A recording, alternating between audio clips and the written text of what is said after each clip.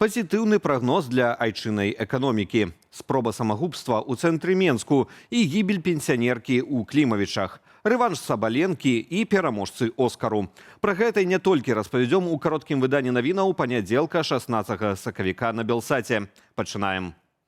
Інфляцыя ў Беларусі сёлета будзе ніжэйшай за заяўленую ўрадам мэту 7%.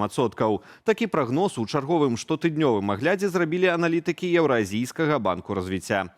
У ЕАБР адзначылі, што рост цэнаў у Беларусі замаруджваецца трэці месяц запар. У лютым ён склаў 5,6% у параўнанні з леташнім лютым.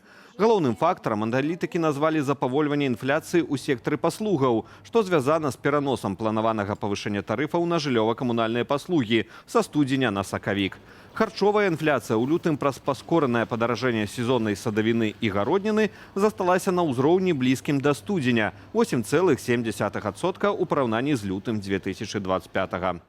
На пажары пад Менскам загінула пенсіянерка. У вёсцы Клімавічы ў жылым доме працаўнікі Міністэрства надзвычайных сітуацыяў знайшлі цела 67-гадовай жанчыны. Прычыны інцыдэнту цяпер высвятляюць.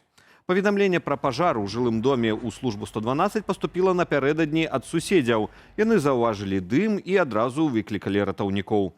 Прадстаўнікі МНС, якія прыбылі на месца, спачатку тушылі будынак з зямлі, аднак праз 2 гадзіны агонь выйшаў з-пад даху адкрытым полымям. З дапамогаю аўталесвіцы ратаўнікі спрабавалі збіць полымя зверху, паведамляла дзяржаўнае выданне «Менская праўда». На месцы інцыдэнту таксама працавалі следчыя і эксперты камітэту судовых экспертыз. Пра Клайпедскі порт можна забыць. Пасля таго, як Міжнародны крымінальны суд распачаў расследаванне злачынстваў супраць чалавечнасці, здзейсненых рэжымам Лукашэнкі, ці сапраўды размовы самога ўзурпатара пра аднаўленне транзіту калію праз пункт не маюць значэння. Сваё меркаванне ў эфіры нядзельнай студыі «Белсат» агучыў літоўскі журналіст Вітаўтас Брувярыс. Я бы не спешил думать, что вот если уже там этот международный суд как-то серьезно там возьмется, какие-то там процессуальные будет решения, и все, так это будет уже какой-то барьер, по крайней мере, европейским государствам, барьер возобновления каких-то там дипломатических или бизнес-отношений.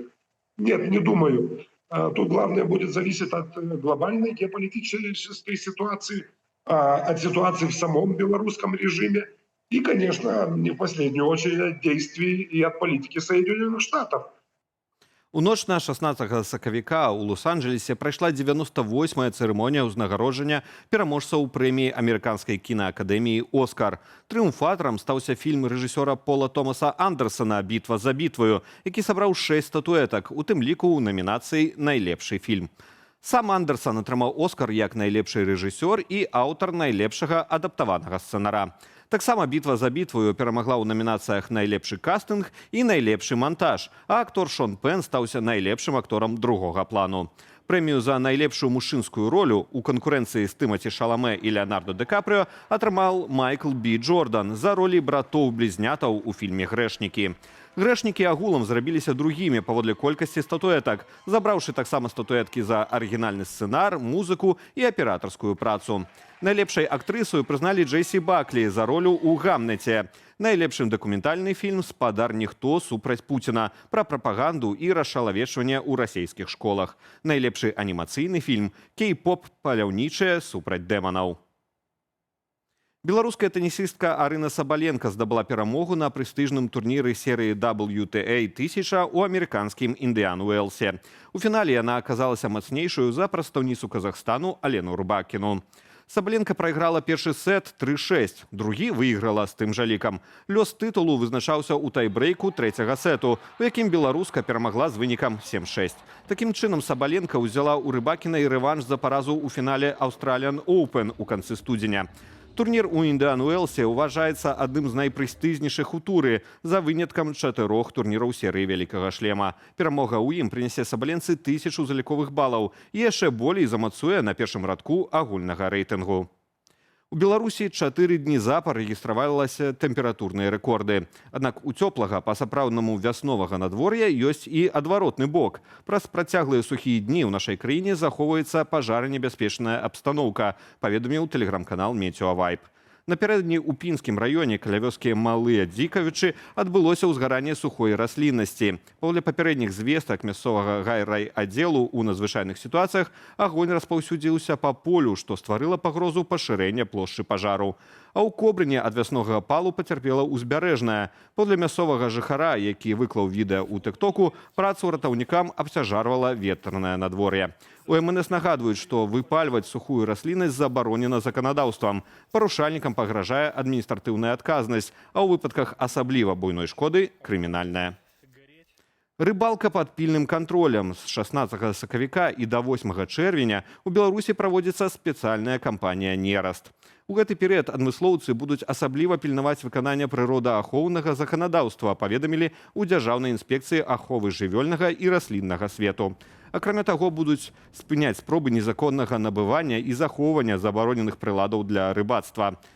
Нераствая забарона ў Беларусі пачнецца 20 сакавіка на Берасцейшыне і Гомельшыне. Жаданне павудзіць рыбу ва ўмовах цёплага надвор'я можа скончыцца трагічна. Гэтак у Добрускім раёне з вады дасталі цела 60-гадовага гамельчука. Мужчына выйшаў на лёд і амаль адразу апынуўся ў вадзе. Ратавальную камізэльку, на жаль, ён пакінуў у машыне. Рэдкае відовішча ў лесе пад Лідаю. У мясцовай паляўнічай гаспадарцы заўважылі самца альбіноса казулі. Выпадак альбінізму сярод аленевых сустракаецца раз на 20-30 тысяч асобінаў. Застаецца толькі спадзявацца, што прыгожая жывёліна зробіцца аб'ектам цікаўнасці навукоўцаў-заолагаў, а не паляўнічых. Без каментара.